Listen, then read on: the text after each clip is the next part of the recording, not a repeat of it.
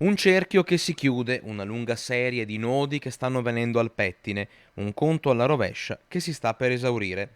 Scegliete l'espressione che preferite, la sostanza però non cambia. La situazione legata alla disorganizzazione e ai problemi dell'ULSS 7 diventa giorno dopo giorno sempre più pesante e le risposte alle domande dei cittadini, alle segnalazioni, alle richieste di aiuto vanno date. Ieri sono state consegnate a Venezia, in regione, le migliaia di firme raccolte per chiedere una sanità migliore. E di questo si è discusso a Focus, il talk serale di Rete Veneta con il nostro direttore Luigi Bacialli. Ospite il vicepresidente del Consiglio regionale Nicola Finco, che non ha risparmiato forti critiche al direttore generale Carlo Bramezza.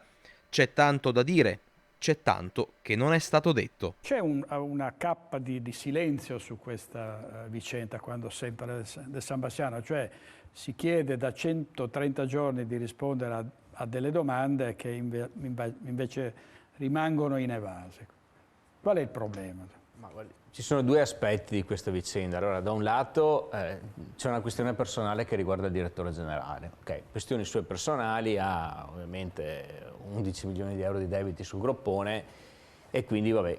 Però ovviamente quando un uomo è pubblico non ha vita privata, cioè qualsiasi persona di noi che ha un ruolo pubblico, cioè è ovvio che dopo la vita privata emerge. Non si capisce il perché di questo silenzio, dopo i divieti che ha messo all'interno degli ospedali, arriva una troupe televisiva, gli chiudono le porte, li cacciano via. Io fossi in Bramezza, con la situazione che c'è nel San Bassiano, avrei già fatto un passo indietro da tempo, perché comunque voglio dire, se fino a un anno fa non lo conosceva nessuno, oggi sul territorio lo conoscono tutti. Il discorso, anzi la critica serrata di Finco, si sposta poi sui problemi della sanità del territorio. Allora, ci sono tutta una serie di situazioni un po' particolari che sono di servizi, cioè non è che manca la qualità dell'assistenza medica, perché comunque gli operatori, i medici sono quelli di prima e i servizi vengono dati. Però la gente non capisce questi disservizi e le lungaggini incredibili che hanno le liste d'attesa del distretto 1. Quindi su questo è ovvio che ci sono delle responsabilità chiare da parte del direttore generale. Oggi noi abbiamo un dato, abbiamo i sindaci che la settimana scorsa gli hanno dato il punteggio e gli hanno dato 15, uno dei punteggi più bassi di tutto il Veneto. Poi abbiamo quelli dei cittadini, dei consiglieri comunali, perché voglio dire,